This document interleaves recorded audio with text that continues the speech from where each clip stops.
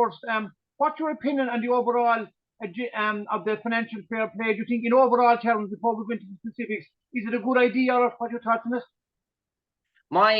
I'm not really a big fan, and I'll tell you one or two of my reasons, Paul, on it. Is like Everton, in terms of their status, were trying to build a club in terms of investing in a new stadium to try and push themselves on, to give themselves a bigger budget, to give themselves more attendance in terms of their stadium, to try and push themselves on. It wasn't an immediate knee-jerk reaction into major investment in terms of the team. This was a club that was trying to improve themselves and better themselves in terms of building the resources around the club in terms of a stadium and stuff like that. So when a club is trying to better itself as a club, and then you're trying to say, well, we don't want you to reach the levels, we don't want you to take that next step, we don't want you to basically to go where Tottenham is, to go where other clubs that have, let's face it, who have much bigger attendances than Everton. You look at West Ham, who are inside the Olympic Stadium, and the crowds they were able to bring on big European nights last year. And I know West Ham got the least, but Everton were trying to see that next step, so they could look maybe 5-6 years down the line in terms of resources, and maybe have the profitable income to come in the door to be able to invest in players. So as for the Nottingham Forest situation, it's kind of different because their owner is a mega tycoon owner, and he, as we all know, he's one of the richest persons in Greece. He's over Olympiacos sort of football club as well. So in fairness, he wanted to stay in the Premier League at all costs. So he bought numerous sort of players, and it was basically out of his wages and his sort of finances and his old investment in terms of Olympiacos and sort of stuff like that. So it wasn't a return of income coming in from the sales of Nottingham Forest players. So that was a sort of quick investment. But in one sense, Forest showed ambition. The chairman showed ambition. The manager showed ambition. It had so many players that we know that were on loan contracts. They had to invest, or they would have been straight back down again.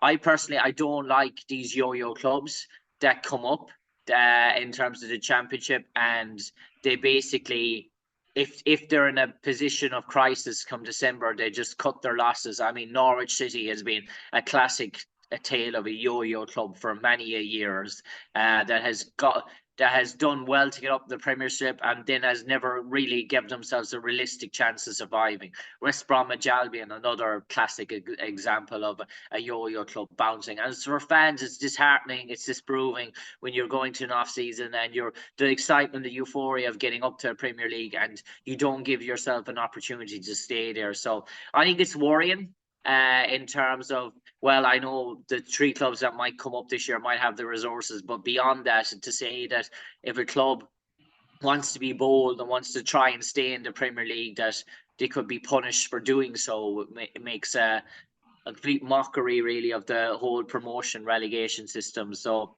Jim, I'm not the biggest fan. Come in there. Yeah, sorry, Jim, come in there. Now, I should have mentioned, Everton have already have a 10-point deduction confirmed already, and they're facing a potential second one. But both of them clubs are, more importantly, their supporters will point at two clubs in particular, Chelsea, but more importantly, Manchester City. And Manchester City, correct me if I'm wrong, they're up to 100 charges facing. It's gone on for a couple of years.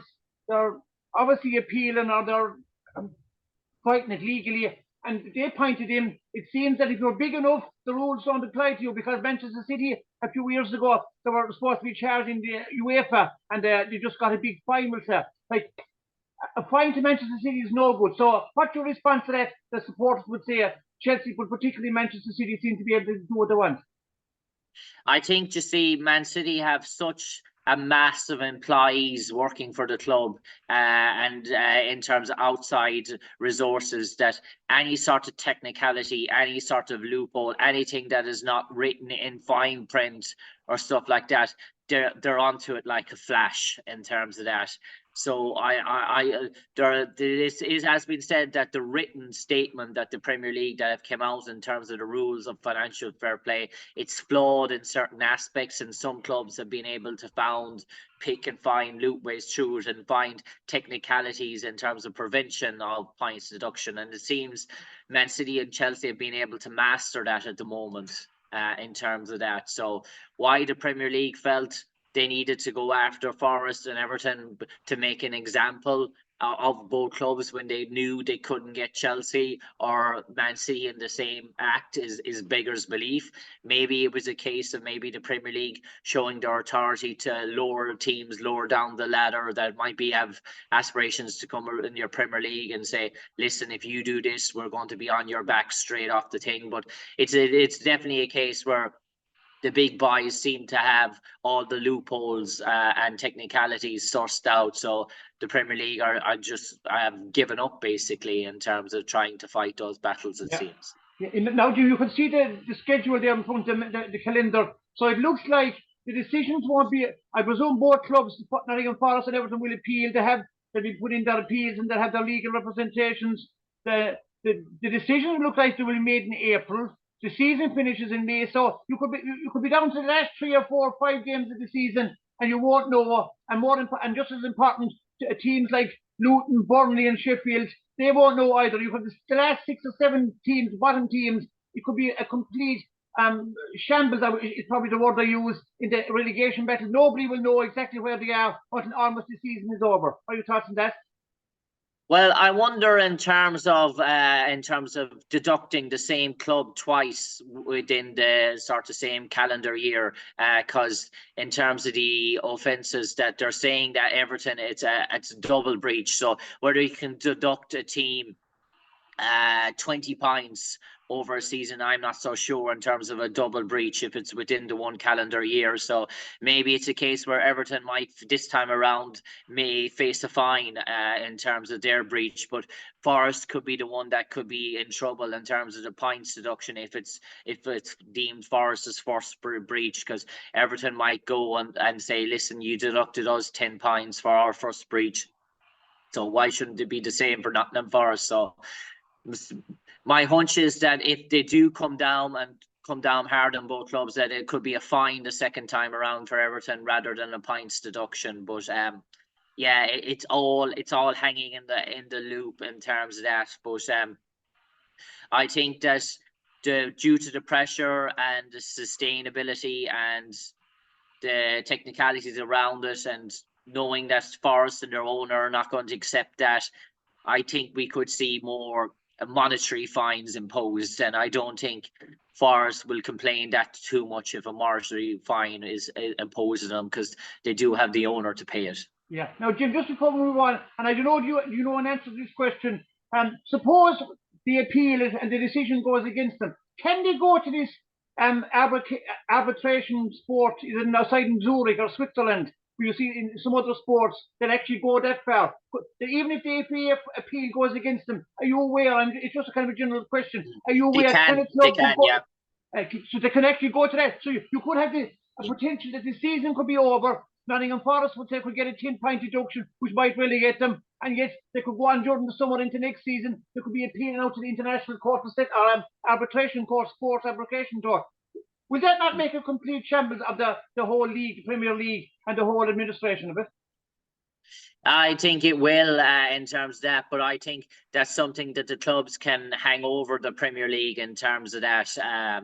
In terms of that technicality, and knowing Forrest and their owner and how fiery and how passionate he is of a man. Yeah, I'd say that's why I think monetary fines could be opposed. Now they're saying they're tearing it up and starting from scratch in terms of the summer, in terms of rewriting this thing.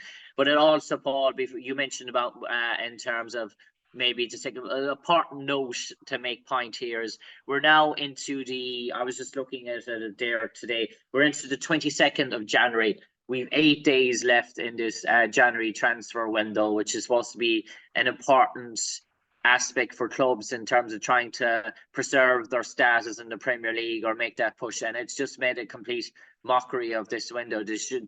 If this is going to be the case where it's going forward, then they might as well just spin the window, because there's been absolutely zero investment all across the top flight of English football, because clubs are so worried about that. It just makes the decision why if this is going to be the case with financial fair play, then surely the future of the January transfer window has to be brought into question in terms of its viability in terms of doing business anymore. Because as we're seeing now, we're into the 22nd of January and little or nothing has been done. Even Newcastle, who are facing an absolute injury crisis, who are ravaged with injured prone players at the moment, who are crying out for investment, can't invest, and they're actually probably going to see one of their players in Kieran Trippier leave the club to go to Bayern Munich. So, and this is supposed to be the richest club in the world, and they can't invest in a January transfer window. So where are we going with this window going forward if this is going to be the case? Yeah, now Jim, just a last comment, and then maybe going to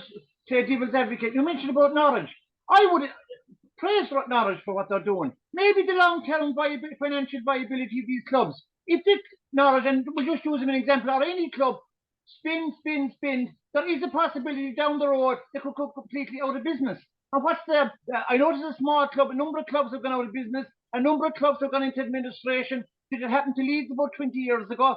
That if you spin mad and things go bad for you, the club could actually go out of business. So maybe the likes of Norwich are far better off to be thinking long term. Yeah, we go up to the Premiership, we get the year there, we'll drop down again, we get the financial payments, but we keep the club viable and keeping solvent, because there is a danger if you spin and things go wrong, the entire club could go out of business. What are your thoughts on that?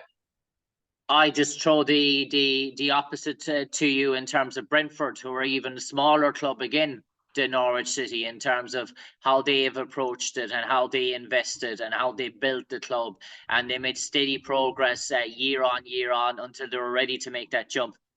And then when they made the jump to the Premier League, they invested again in terms of bringing the club to the next step. Brighton is another classic example of that as well, who had a contingency plan to get to the Premier League, but then invested shrewdly and wisely. And we look where Brentford and Brighton are now. They're top 10 clubs with a possibility of a real prosperous next 6 to 7 years at least at the helm of both clubs. Two renowned, well-respected managers. Looks like they're going to be there for a while yet at the helm. So, and you would say to yourself, if we say to yourself, are Norwich City a bigger club in terms of resources, in terms of fan base, in terms of than Brighton and Brentford? I bet you are. If you put both clubs together, Brentford and Brighton, in terms of their fan base, I'd still think Norwich City would even be bigger than those. So that's the example where, as a fan base, you're looking at supporters, and the euphoria of reaching the Premier League is almost short-lived, because you know what is going to happen, the inevitability. While, as we all saw the euphoria Nottingham Forest staying in the Premier League and what it meant to the fans, and it meant so much. And I just feel you work so hard to get yourself there, you have to give yourself a proper go. You have to give it a proper go, because even the managers, Daniel Farke was a really good manager when he was at Norwich, and we see what he's doing at Leeds now. He's doing a terrific job, but his hands were tied. I mean, in terms of what he could do up in the Premier League, in terms of resources, his hands were tied.